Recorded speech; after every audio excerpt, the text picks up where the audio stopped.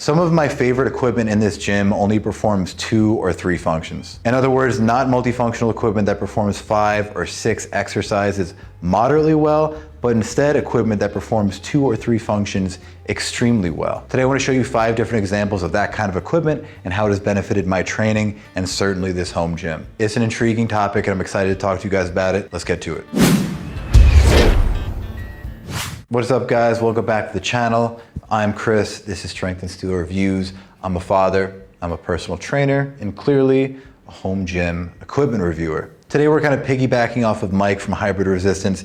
He opened up a topic about single-use machines and whether they are worth owning in most home gyms, whether they're worthy purchases. I thought it was a great idea, a great topic, certainly worthy of discussion. So I let him know that I was going to probably make a video of my own with a slightly different take, and so here we are. Now the purpose of today is not to cast all multifunctional equipment into shadow.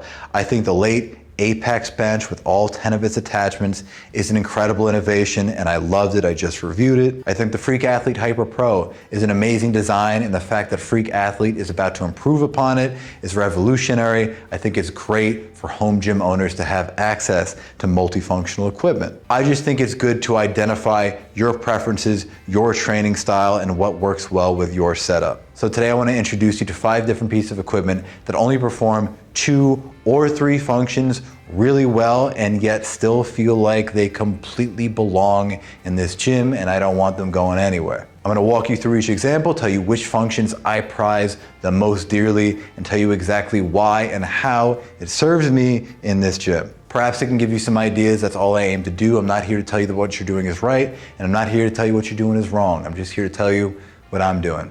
Anyway, let's get to the first example. And the first example that I would like to draw for you would be the Temple of Gainz Multi-Flight. Now, if I look up here, Temple of Gainz claims the Multi-Flight can do 5 different exercises. 1 would be the chest fly. 2nd would be the lateral raise.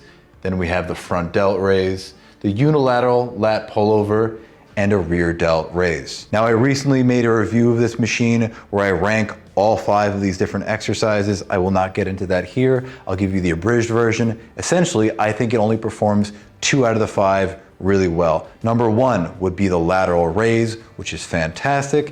And number 2 would be the chest fly. So it only performs 2 out of the 5 movements, and yet I am still totally stoked and satisfied to have this piece in my gym. Why is that? Well, it's because I do lateral raises all the time, and I do them all the time because of this machine. The convenience of having the Multi-Flight is unparalleled. I am always trying to spam lateral delt training, and because I have the Multi-Flight, I'm doing just that. I'm training my lateral delts every other day. I just walk right up to the machine, I crank them out. Sometimes I'll just do 1 set and I'll walk away. Sometimes I'll do 2 or 3 sets. It really depends. But because of how accessible it is, I am always looking forward to training with this machine. And it's working. My lateral delts, though still nothing truly impressive, are certainly getting better. Honestly, if it just did lateral raises really well, I still might consider it worth owning, but it also does chest flies pretty well. I'm doing those at least once a week to vary up my chest training. I don't do them as often,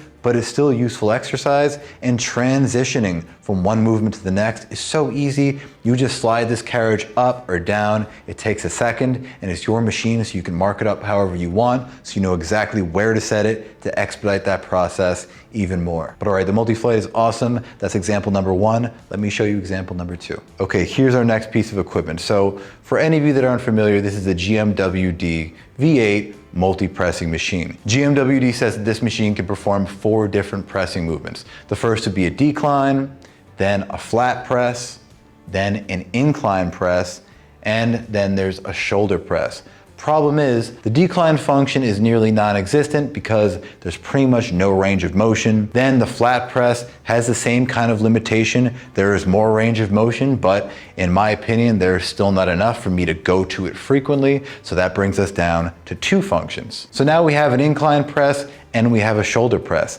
These 2 functions, this machine does really well, in my opinion. At an incline press, 30 degrees feels great, 45 degrees also feels really good. The shoulder press, adjusted for my frame, and I'm 5'9" for reference, also feels Great. So why do I enjoy this machine? A lot of the same reasons that I enjoy the Multi-Flight.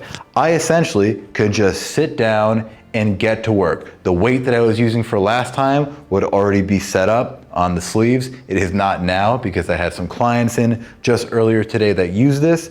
I swear I lift more weight than this. I don't have to set up a barbell. I don't have to apply any additional plates. It's just prepared to be used. And in my gym, for my style of training, I really appreciate that. Another reason why I really like this machine is transitioning from one movement to the next is really simple. Depending on whether I'm set up in the shoulder press function or the incline pressing function, I either slide the seat forward or backward, and then I just lift or drop the carriage in the back, and I'm getting to work. Minimal setup time, minimal transition time equals, for me, maximum working time. So yeah, this is an imperfect machine, but it works perfectly for my setup and for the way that I like to train. It isn't the only thing that could go here, it's just an example. There are probably a dozen other better pressing machines that could also be here, but this is the one that I have now, and this works really well. Okay, let me show you another example. Okay, example number 3 would be the Nordic Back Extension V3 from Apex Fitness, formerly Tib Bar Guy. Now, I did a whole video on this. If you want to check it out, you can check it out, but I replaced my Freak Athlete Hyper Pro with this machine. Why did I do that? Well, not because the Hyper Pro sucks and I hate it. I replaced it because this does the two functions that I value the most on the Hyper Pro with less setup time. Adjusting it is easier, transitioning from one movement to the next is easier, and it takes up less space. Ultimately, I just needed a machine that did back extensions and Nordics. That's it. I just wanted those two things. I think back extensions are crucial for just back health, for hamstring training. I do them all the time and I love them. And I think Nordics are fun and really challenging. I wanted access to those different movements, but I didn't want all the knobs, all the adjustments that joined ownership of the Freak Athlete Hyper Pro. I leave it in the back extension position all the time because I know I'm going to be using that most often. I do back extensions like 3 times a week. So it's set up, I just come over here, I get in and I get to work. That means I'm doing it more often, I'm looking forward to it, nice and easy, more frequent training, more effective training. There should be a pattern here that you're identifying and appreciating. I hope you are. Next piece. Okay, this one's kind of complicated because I actually low-key hate this piece of equipment. This is the seated leg curl, leg extension from Lionscool. I reviewed it, I hated it, I still do, I don't like it at all, but I'm waiting for my seated leg curl, leg extension from Temple of Gainz. Guys, please hurry up. Yoni, you're the man.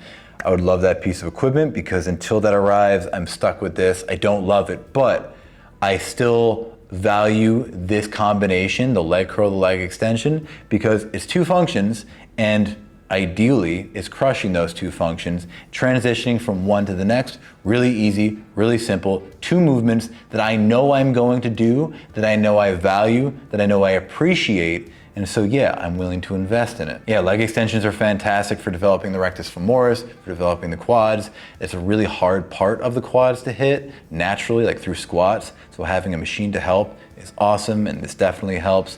A seated leg curl is great for developing the hamstrings, especially when you combine it with RDLs. I wish that function was better on this machine. That's really where this machine falls short, but the idea of it remains true. I cannot wait to get that selectorized system from Temple of Gainz. Yes, I know it's a luxury. There are cheaper versions available. That's just the one that I went for, and Yoni's the man, and I trust Temple of Gainz. Anyway, that's example number 4. Okay, and our last and final example would be the Quad Send from Temple of Gainz. And yes, I know it's an expensive piece of equipment, but the same principle applies. I encounter a lot of people online in the comments that have spent money on a hack squat leg press combination that only performs one function well, but not the other. And this is a no compromise machine. Full ROM on the leg press, full ROM on the hack squat, full size foot plate on either end. Transitioning from one movement to the next is incredibly easy. I know it's a big piece. I removed all the weight horns except for this last one, just being totally sure. It's powered by a Vultra, so actually it's relatively compact, it's relatively narrow. Of course it's really heavy and it's still really long, but I found a way to make it work. It's in the proper orientation for this space in here. But ultimately it comes back to the same idea. Because this machine feels great